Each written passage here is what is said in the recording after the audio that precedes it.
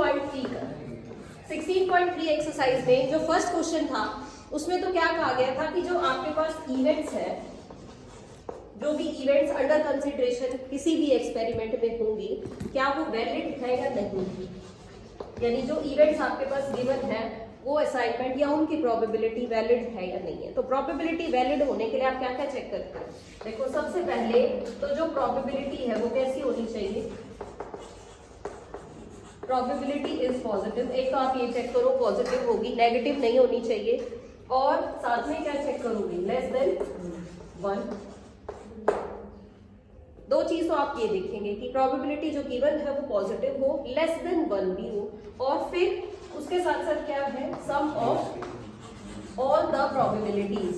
जो भी प्रोबेबिलिटीज आपको दी हुई होगी इज क्या होना चाहिए, 1। सभी इवेंट्स की प्रोबेबिलिटी मिला के क्या आ जानी चाहिए, 1 आ जानी चाहिए। मीन्स आपके पास E1, E2 इस तरह से En, हमने कहा कि n इवेंट्स हैं किसी भी एक एक्सपेरिमेंट में, तो क्या होना चाहिए, probability of E1 plus probability of E2 plus probability of En, इन सबको मिला दें तो 1 आना चाहिए।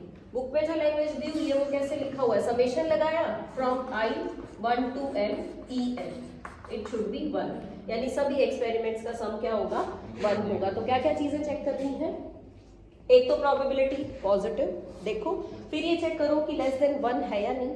ये दो कंडीशंस पूरी हो गई तो जितनी भी प्रोबेबिलिटीज या जितने भी इवेंट्स की प्रोबेबिलिटी आपके क्वेश्चन में दी हुई है उन सबको ऐड करके चेक करो। अगर सम 1 आया तो जो आपका एक्सपेरिमेंट है वो कैसा है, वैलिड है, अदरवाइज वैलिड नहीं है।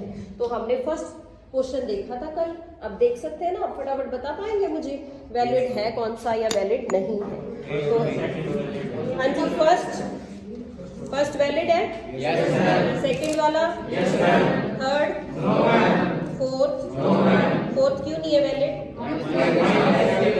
डी पार्ट में -0.1 दिया हुआ है, नेगेटिव है तो वैलिड नहीं होगी। फिफ्थ की बात करें तो no, why it is no, जो ओमेगा 7 है वो 15/14 है, ग्रेटर देन 1 हो गया तो वो भी वैलिड नहीं होगा। तो क्वेश्चन नंबर 2 रीड करो एक बार बेटा, क्या कर पाओगे क्वेश्चन नंबर 2? मुझे लगता है वो भी आप कर सकते हैं, नहीं कराने वाला नहीं है। देखिए क्या है, coin is tossed twice, what is the probability that at least one tail occurs. अगर कॉइन को 2 बार टॉस किया जाए तो सैंपल स्पेस के एलिमेंट्स क्या होंगे, head head, head tail, tail head और टेल टेल। इसमें से जो प्रोबेबिलिटी बतानी है आपको वो किसकी बतानी है, at least 1 tail. At least 1 tail का मतलब है एक बार टेल जरूर आनी चाहिए, वो 2 बार भी आ सकती है। तो केसेस आपके कौन कौन से रहेंगे, 1 2 3। तो प्रोबेबिलिटी क्या होगी, 3/4। अगर एट मोस्ट 1 टेल आ जाता तो 2/4, 1/2। एट मोस्ट 1 का मतलब क्या होगा, बस एक से ज्यादा दूसरे एक बार टेल हो सकती है या एक से कम होगी। तब आपको कौन से 3 केसेस लेने थे, हेड हेड, हेड टेल और टेल हेड, फिर ये वाला केस छोड़ देते। तो प्रोबेबिलिटीज की भी क्या बन जाएगी, 3/4। चलिए नेक्स्ट क्वेश्चन देखिए बेटा, नेक्स्ट क्या है, अ dice is throne, find the probability of the following events. बिल्कुल सिंपल क्वेश्चन है, जैसा हमने 9th में किए हुए हैं वो क्वेश्चन है ये। एक डाइस को थ्रो कर लिया, सैंपल स्पेस में एलिमेंट्स कितने हो गए, 1 2 3 4 5 6 एलिमेंट्स हो गए। ए बनाना है जी, 2/4 एट मोस्ट 1 टेल, 2/4 क्यों, एट मोस्ट का मतलब समझिए, एट मोस्ट 1 टेल का मतलब है कम से कम एक टेल, सॉरी एट मोस्ट मतलब ज्यादा से ज्यादा एक टेल, तो ज्यादा से ज्यादा एक होगी तो हो सकता है एक भी ना हो, उसमें आपको वो केस भी शामिल करना है, ठीक है। यानी कि 0 टेल और 1 टेल, इसमें क्या इंक्लूड करेंगे, इसमें 1 टेल और 2 टेल, इस तरह से करेंगे, ठीक है। तो ये 3/4 ही रहेगी, बिल्कुल ठीक है। हाँ जी, क्वेश्चन नंबर 3 कर रहे थे हम। फर्स्ट पार्ट है, a prime number will appear. Prime number कौन कौन से हुए, 2 3 5, तो प्राइम नंबर की प्रोबेबिलिटी 1/2। सेकंड है नंबर ग्रेटर देन और इक्वल टू 3, तो 3 4 5 6, तो 4/6। Next is a number less than और equal to 1, a number less than और इक्वल टू 1, 1/6। लेस देन 1 तो होता ही नहीं है 1/6 प्रोबेबिलिटी हो जाएगी। Next is a number more than 6, 0। Next is a number less then 6, 5/6 less than 6 में सिर्फ 6 छोड़ देना, हाँ, और 5/6 इज द प्रोबेबिलिटी। नेक्स्ट करेंगे question number 4। A card is selected from a pack of 52 cards. Total आपके पास सैंपल स्पेस में कितने एलिमेंट्स हो गए? 52। फर्स्ट पार्ट है how many points are there in the sample space. कितने पॉइंट्स हो गए सैंपल स्पेस में? 52, बिकॉज 52 कार्ड्स हैं आपके पास। सेकेंड पार्ट है calculate the probability that the card is an ace of spade. 1/52। ठीक है, स्पेड कितने होते हैं? 13। स्पेस 13 है, उसमें से एस निकालना है तो 1 होगा, तो 1/52। Third part is calculate the probability that the card is an S. 4/52 and a black card 26/52। वो क्या आ जाएगा? 1/2 आ जाएगा। 1/2 आ जाएगा ना। 26 ब्लैक होते हैं, 26 ही रेड होते हैं। नेक्स्ट जो फिफ्थ क्वेश्चन है उसको थोड़ा सा एक बार स्टेटमेंट पढ़ो ध्यान से, फिर देखिए आपको क्या समझ आया। नंबर 5 वो थोड़ा सा डिफरेंट है, ये सिंपल थे सारे। हाँ जी, क्वेश्चन नंबर 5 में देखिए क्या कहा गया है कि एक फेयर कॉइन है आपके पास, और coin with 1 marked on 1 face. एक फेस पे तो 1 मार्क कर दिया गया है उस पे, and 6 on the other face, और जो दूसरा फेस है उसका उस पे 6 लिख दिया है। तो आप ये कह सकते हैं कि जहां आपका हेड था कॉइन पे, मैंने कहा कि हेड के प्लेस पे तो 1 लिख दिया है, और टेल के प्लेस पे 6 लिख दिया। इस तरह से समझ लीजिए, आप फिक्स कर लीजिए। ये कहा गया जो कॉइन था, कॉइन के एक फेस पे 1 मार्क कर दिया है, और कॉइन के दूसरे फेस पे 6 मार्क कर दिया है। तो आप चाहे तो हेड और टेल आपस में चेंज कर सकते हैं। बस ये फिक्स कर लो कि हेड और टेल की जगह क्या है आपके पास, 2 नंबर्स 1 एंड 6 है। और साथ में कह रहा है कि and a fair die are both tossed. तो ये कॉइन भी टॉस किया है और वो डाई भी टॉस की है। तो डाई के लिए कितने ऑप्शंस हैं? डाई के लिए 1 2 3 4 5 6 ये 2 चीजें टॉस की गई है। अब पढ़ते हैं कंडीशन। क्या कंडीशन है क्वेश्चन में? Find the probability that the sum of numbers that turn up is 3। First part है 3 के लिए, सेकेंड पार्ट है आपका 12। अगर मैं इसको भी टॉस करूं और इसको भी टॉस करूं तो 3 आने के जो सम है वो 3 आ जाए। ऐसे कितने केसेस हैं? हाँ जी, एक ही केस लग रहा है मुझे तो, 1 और 2 बस, या और भी हो सकता है। देखो अब कईयों के माइंड में क्या आ रहा है मैम, 2 और 1 भी। लेकिन आप ये देखिए क्या इसमें 2 है? तो 2 और 1 आप कैसे ले सकते हैं? समझ आएगा? जब दोनों जगह डाइस होती थी तो हम फटाफट क्या करते थे, 1 और 2 भी लिखते थे और 2 और 1 भी लिख देते थे। लेकिन ऐसा पॉसिबल है क्या? मुझे सम 3 चाहिए, लेकिन कॉइन में तो या तो 1 आएगा या फिर क्या आएगा, 6 आएगा। तो 2 तो है ही नहीं, तो फर्स्ट प्लेस पे मैं 2 कैसे लिखूं? आ ही नहीं सकता। अगर 7 होता तो मैं 1 और 6 ले, तो 6 और 1 ले सकते थे।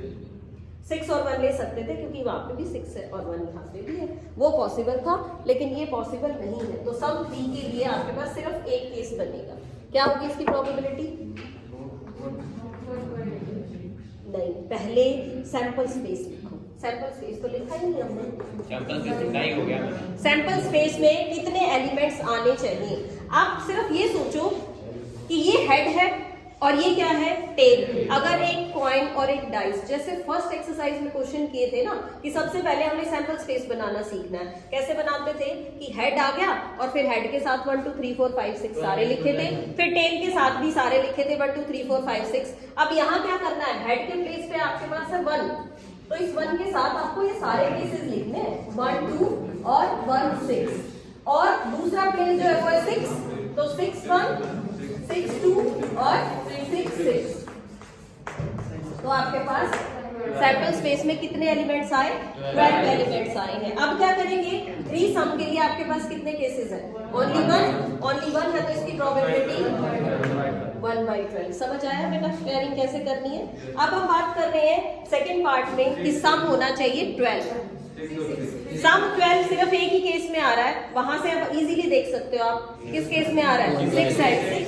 तो एक ही केस है आपके पास यहाँ पे भी, तो इसकी प्रोबेबिलिटी भी क्या होगी? इसकी प्रोबेबिलिटी भी 1/12 हो जाएगी।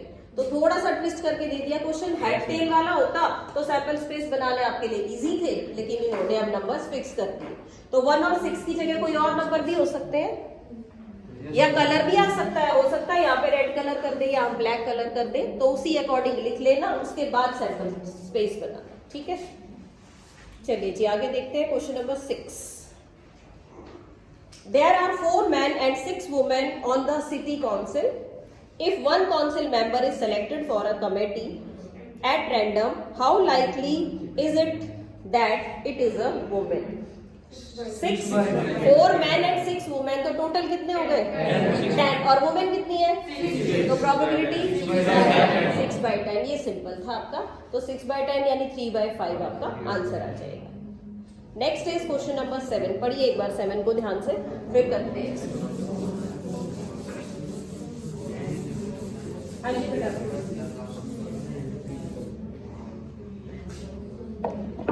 रीड करिए 6 की स्टेटमेंट, सॉरी 7 की।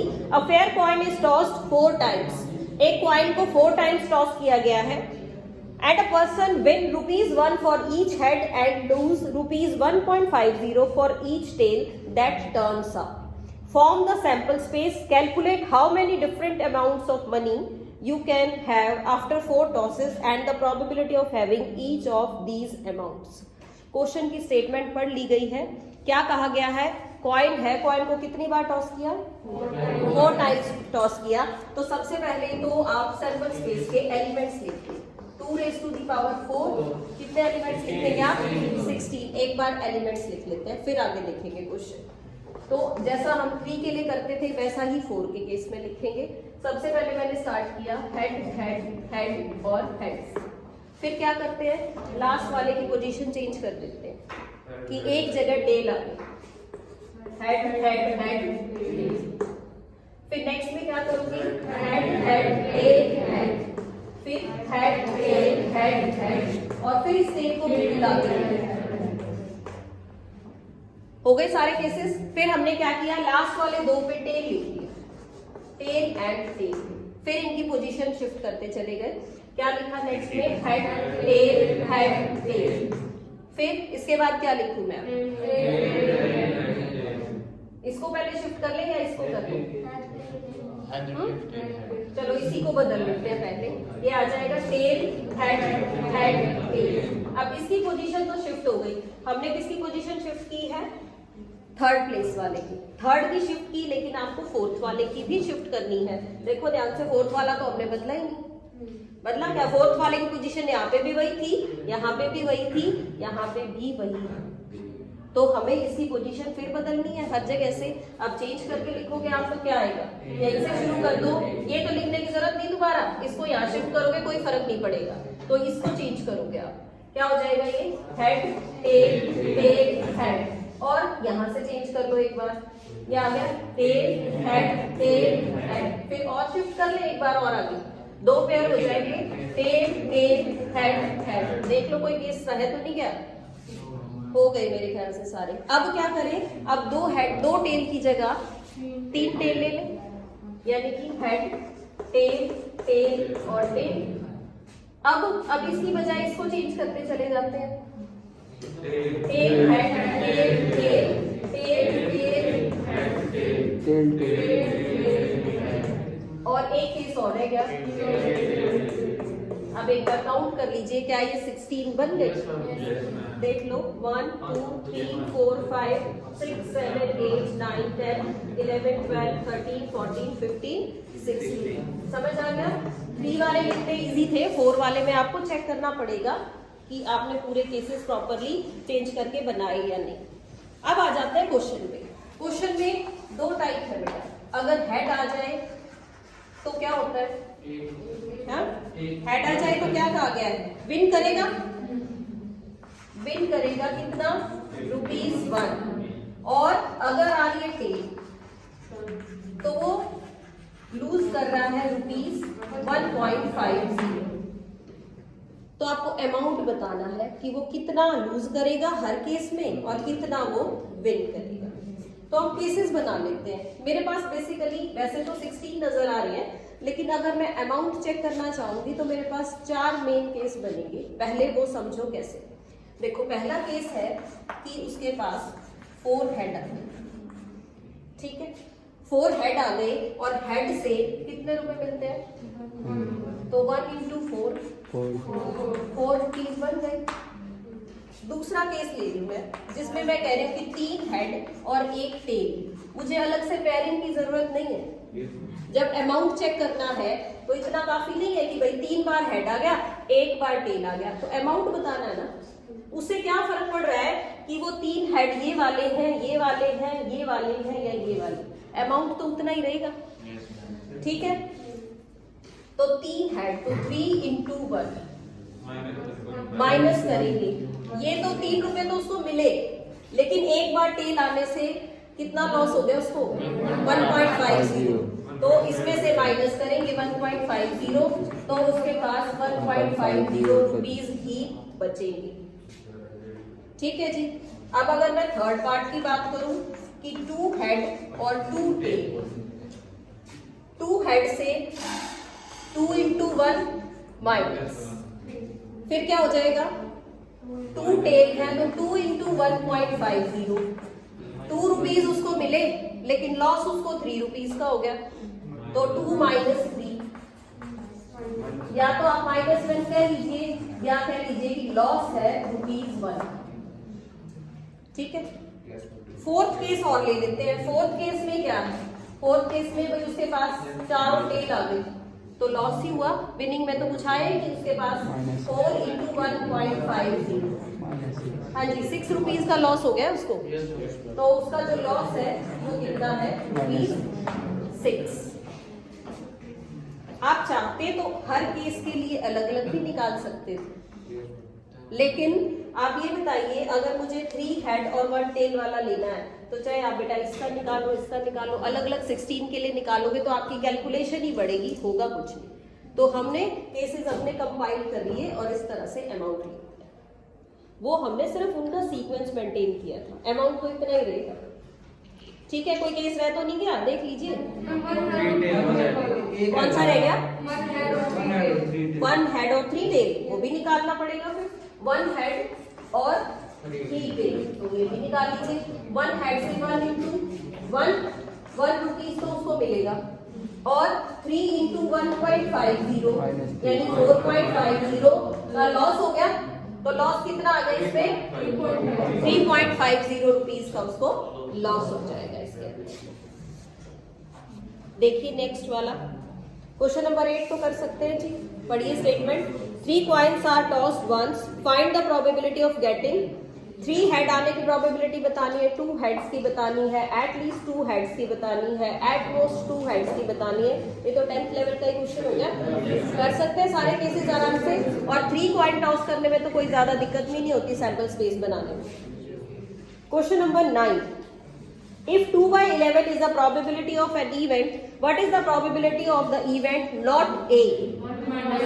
1 minus probability of A, उससे not A मिल जाएगा, याद है रिजल्ट आपको, probability of A plus probability of not A दोनों मिला के क्या बन जाना चाहिए, 1, तो एक भी आपको दे रखा तो आप दूसरा फाइंड आउट कर सकते हो। क्या आंसर होगा इसका, 9 by 11।